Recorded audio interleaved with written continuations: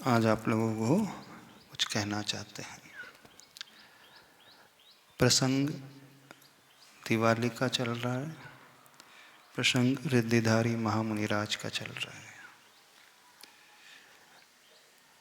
प्रचलन में तो आ ही गया होगा, आप लोगों को समझ में आ ही गया होगा कि दिवाली में आप इन मंत्रों की जाप किया करें, 64 रिद्धि मंत्रों की जाप किया करें।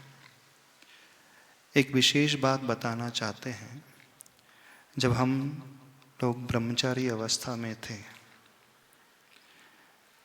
4 वर्ष हो गए थे हम लोगों की दीक्षा नहीं हुई थी।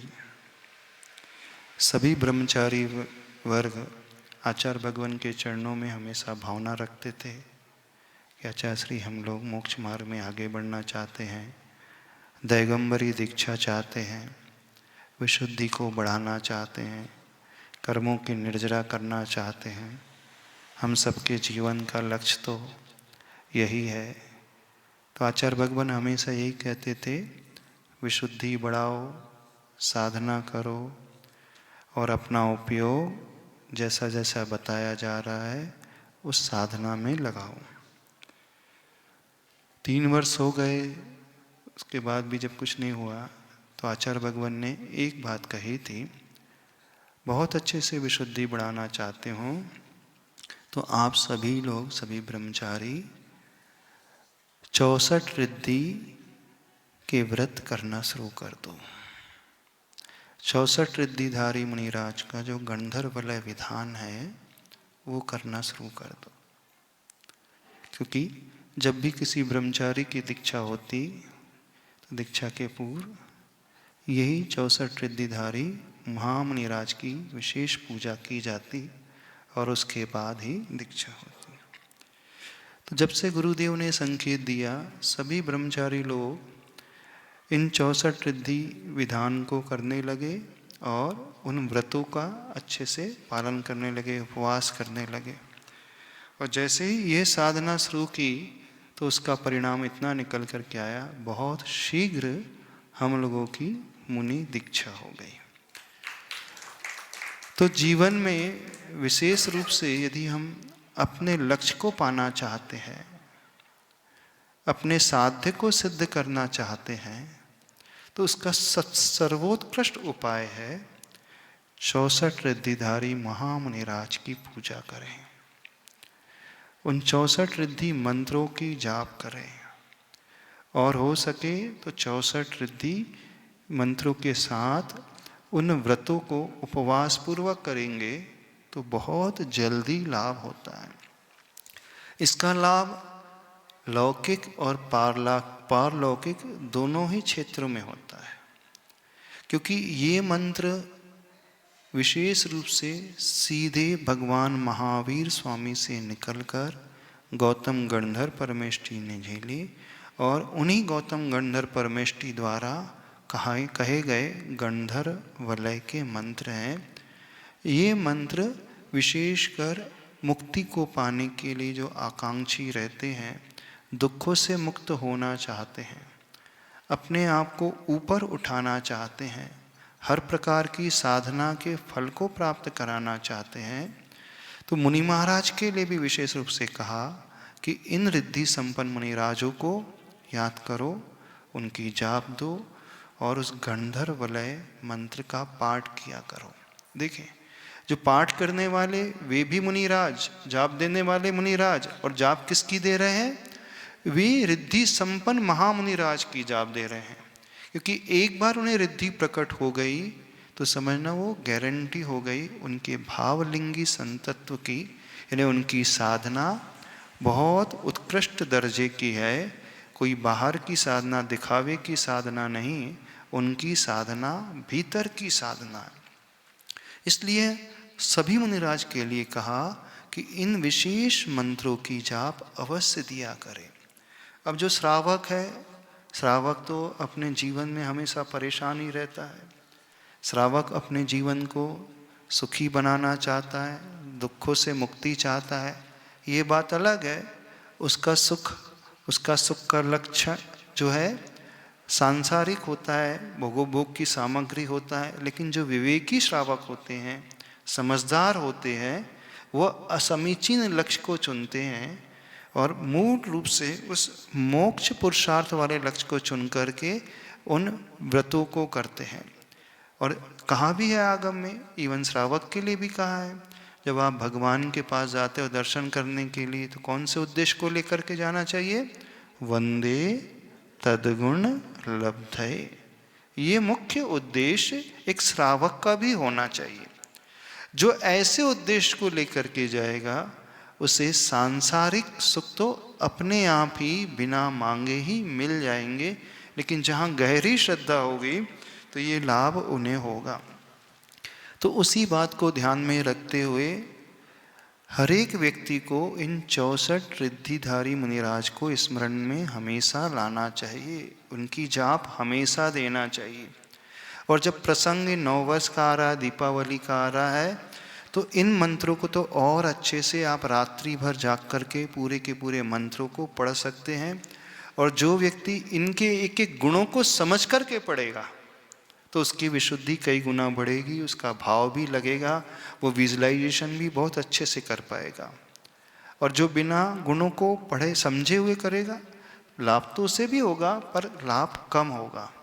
तो हो सके तो आप सभी को मिलकर के पुरुषार्थ करना चाहिए, एक एक उन रिद्धियों को हम समझें और रिद्धिधारी मुनिराज की साधना को समझें और उन्हें समझ करके ऐसे जो 64 रिद्धि के मंत्र हैं वो मूल रूप से 8 रिद्धि मंत्रों का विभाजन करके बने हैं। तो हम सिर्फ उन मंत्रों का पाठ एक बार कर देना चाहते हैं, आप लोगों को बता देना चाहते हैं कि एक एक रिद्धि अपने आप में बहुत पावरफुल रिद्धि है, कोई सामान्य रिद्धि नहीं है, बहुत विशेष रिद्धि है।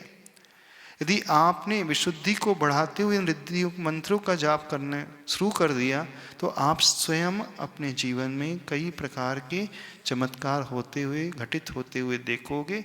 बस कंडीशन इतनी है कि कम से कम लगातार 6 महीने तो ये पुरुषार्थ होना ही चाहिए।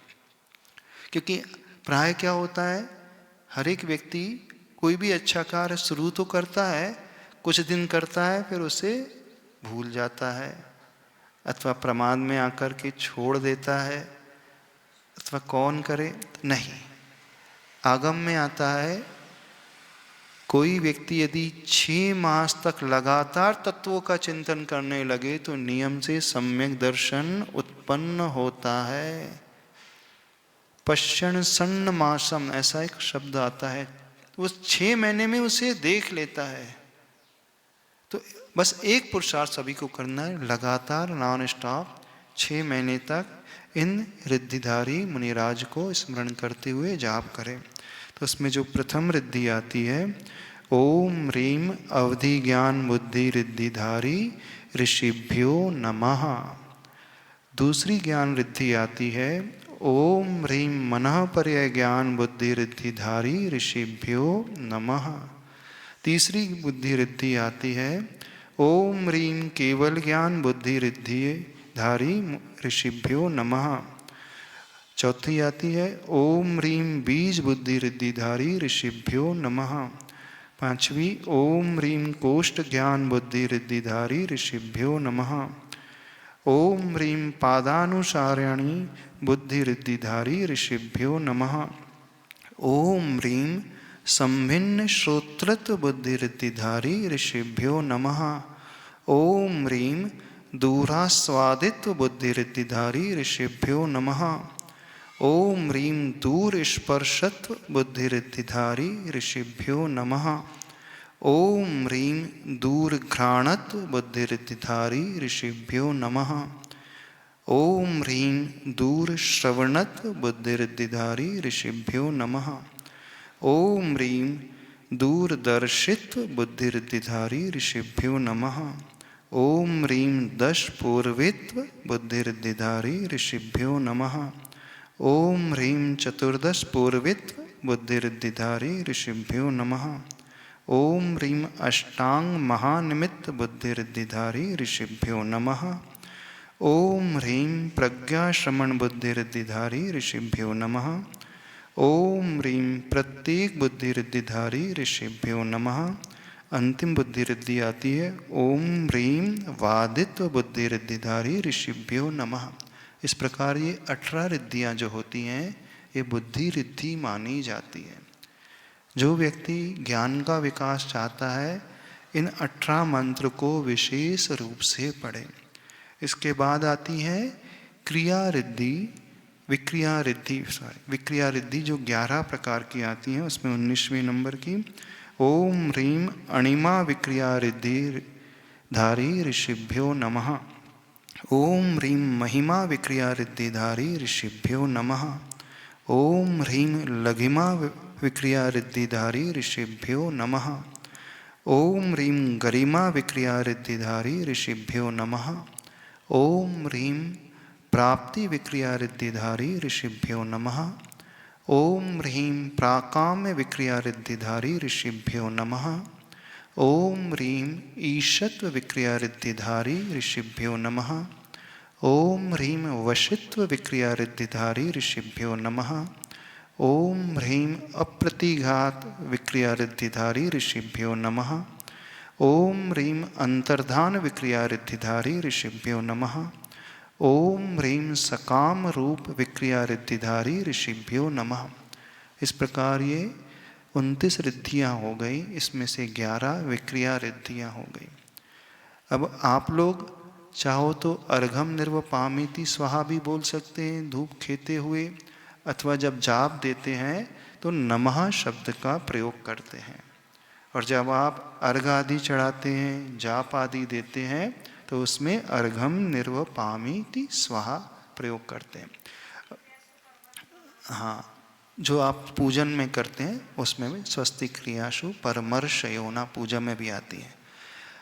अब तीसरी क्रिया रिद्धि आती है 30वें नंबर से ओम ह्रीम नभस्तलगामित्व चारण क्रिया रिद्धिधारी ऋषिभ्यो नमः। 31वें नंबर में ओम ह्रीम जल चारण क्रिया रिद्धिधारी ऋषिभ्यो नमः।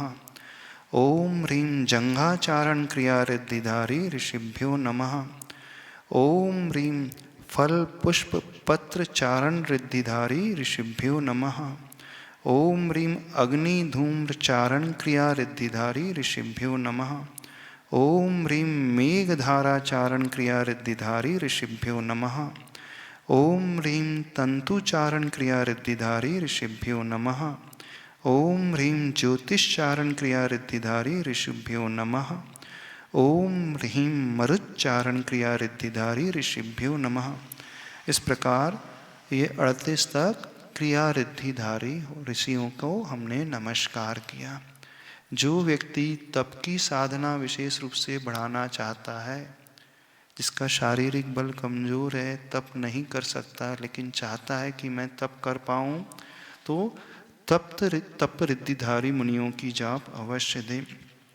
तो उसमें आती है 39वें नंबर में ओम ह्रीम उग्र तपः रिद्धिधारी ऋषिभ्यो नमः। ओम ह्रीम दीप्त तपः रिद्धिधारी ऋषिभ्यो नमः। ओम ह्रीम तप्त तपः रिद्धिधारी ऋषिभ्यो नमः। ओम ह्रीम महातपः रिद्धिधारी ऋषिभ्यो नमः। ओम ह्रीम घोर तप रिद्धिधारी ऋषिभ्यो नमः। ओम ह्रीम घोर पराक्रम तप रिद्धिधारी ऋषिभ्यो नमः। ओम ह्रीम अघोर ब्रह्मचारित्व तप रिद्धिधारी ऋषिभ्यो नमः। यहाँ तक तप रिद्धिधारी वे महामुनिराज हुए। इसके पश्चात जो अपने मन बल, वचन बल और काय बल को बढ़ाना चाहता है वो बल रिद्धिधारी मुनिराज की जाप करें। ओम ह्रीम मनोबल रिद्धिधारी ऋषिभ्यो नमः। ओम ह्रीम वचन बल रिद्धिधारी ऋषिभ्यो नमः। ओम ह्रीम कायबल रिद्धिधारी ऋषिभ्यो नमः। ये 3 बल रिद्धिधारी हो गए। और भी संपन्न रिद्धियाँ होती हैं। औषध रिद्धि संपन्न महामुनिराज, जो अपने आप को निरोगी बनाना चाहता है वो इन रिद्धिधारी मुनिराज की जाप करें। 49वें नंबर में ओम ह्रीम आमर्ष औषधि रिद्धिधारी ऋषिभ्यो नमः। ओम ह्रीम श्वेलौषधि रिद्धिधारी ऋषिभ्यो नमः। ओम ह्रीम जलौषधि रिद्धिधारी ऋषिभ्यो नमः। ओम ह्रीं मल्लौषधि रिद्धिधारी ऋषिभ्यो नमः। ओम ह्रीं विप्रौषधि रिद्धिधारी ऋषिभ्यो नमः। ओम ह्रीं सर्वौषधि रिद्धिधारी ऋषिभ्यो नमः। ये औषध रिद्धियाँ हैं। इसके अलावा ओम ह्रीं मुख निर्विष रिद्धिधारी ऋषिभ्यो नमः। ओम ह्रीं दृष्टि निर्विष रिद्धिधारी ऋषिभ्यो नमः। ओम ह्रीं आशीर्विष रिद्धिधारी ऋषिभ्यो नमः। ओम ह्रीं दृष्टिविष रिद्धिधारी ऋषिभ्यो नमः। ऐसी 58 रिद्धियाँ हो गई।